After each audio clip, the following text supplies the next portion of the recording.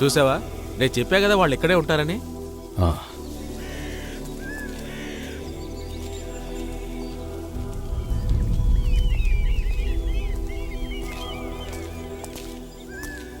Peter, ఈ సిలువని ఇక్కడ స్థాపించి కొన్ని వందల సంవత్సరాలు అయి ఉంటుంది.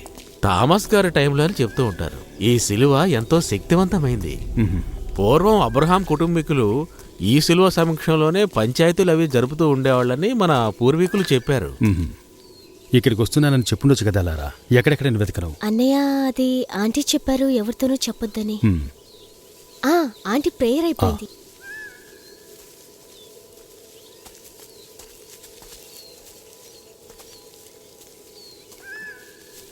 లారా, మనం నడిచి వెళతామని చెప్పు.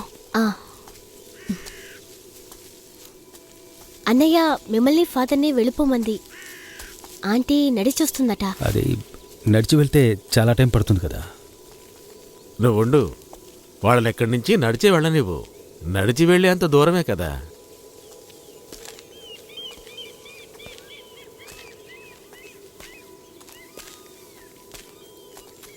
ఫాదర్, అబ్రహం అంకుల్కి ఎవరితోనో సంబంధం ఉన్నట్టు చెప్పుకుంటారు.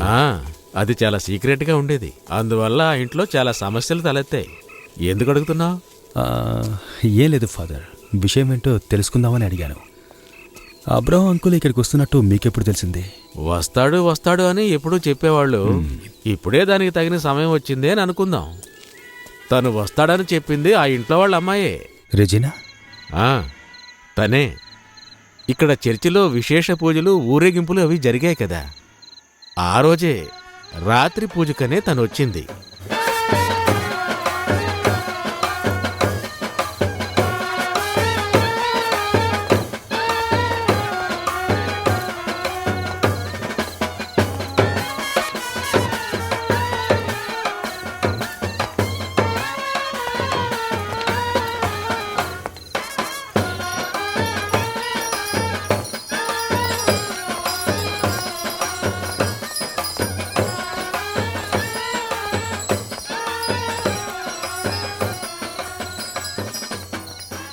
అరే, ఏంటమ్మా నువ్వు ఇక్కడ నిలబడ్డావు?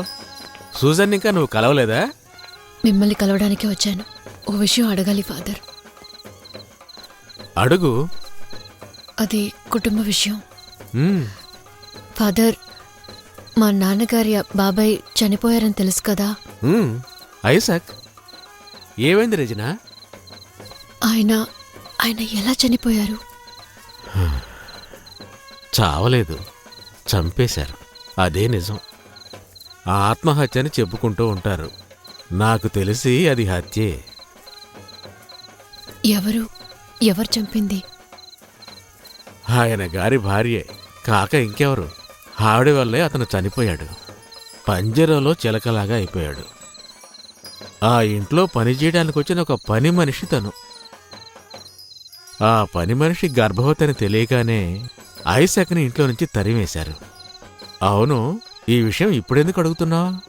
ఏం లేదు, ఈసారి మా నాన్న వచ్చినప్పుడు నాన్నగారి కోరికే ఒక కుటుంబ ప్రార్థన జరిపించాలని, అప్పుడు బంధువుల గురించి తెలుసుకోవాలని నేను ట్రై చేసినప్పుడు ఆయన గురించి తెలిసింది. అది మంచి విషయమే. పూర్వం మీ ఇంట్లో ప్రార్థనలంటే తిరునాళ్లాగా కోలాహలంగా ఉండేదంట. ఒకప్పుడు మీ కుటుంబం అందరికీ ఆదర్శంగా ఉండేదంట. వడ్డీ వ్యాపారం, గుర్ర పందాలని ఇప్పుడు అంతా మారిపోయింది. డబ్బు, హోదా, అంతస్తు అని మీ కుటుంబం తొలతూగుతూ ఉండేది. మీ నాన్నగారికి చాలా కోరికగా ఉండేదట మీ కుటుంబ చరిత్ర రాయాలి అని. చెప్పుకోవడానికి ఏముంది, మీ వంశం హత్యలకి, అహంకారాలకి ఆనవాలుగా అయిపోయింది. అన్నట్టు మీ నాన్నగారు ఇప్పుడు వచ్చేస్తారా ఏమిటి?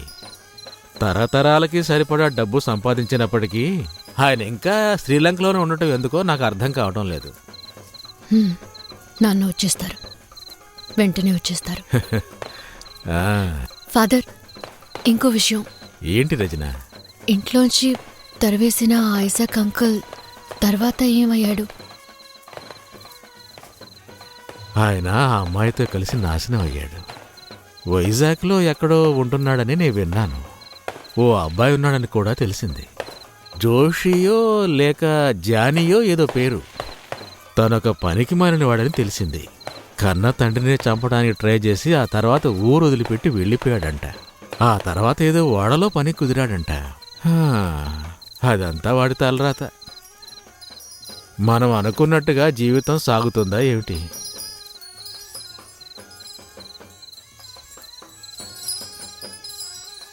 నీ కుటుంబ చరిత్ర చెప్తూ నిల్చుంటే ఎలా? ప్రార్థనకి నాకు టైం అయింది, ఇక నువ్వు వెళ్ళు.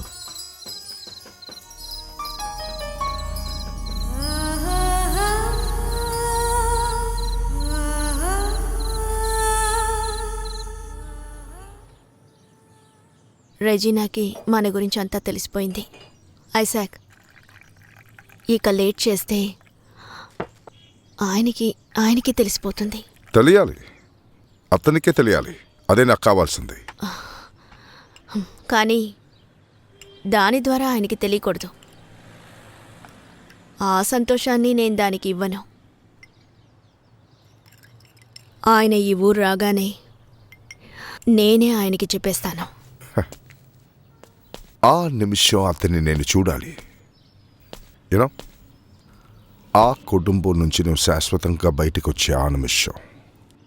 పాపం చేసిన వాళ్ళని బయటికి పంపే సాంప్రదాయం కంటిన్యూ అవ్వాలి. చూడు ఐసాక్, మనం అనుకున్నట్టుగా అన్నీ జరగవు ఐసాక్. వంశగౌరవం పాడవడానికి ఆ తండ్రి కూతుళ్ళు ఒప్పుకోరు. ఏదో ఒక రోజు ఆ ముసలుడు నా ముందుకు వచ్చి నిలబడతాడు. అతను చేసిన పాపాన్ని అతని చేతే బయట పెట్టిస్తాను. బట్ ఐసాక్, ఈ విషయం ఆయనకి తెలిసాక నా లైఫ్... చా, మరే ఇది తెలిసిన తర్వాత కూడా అతను బతికే ఉంటాడనుకుంటున్నావు నువ్వు? అది కాదు.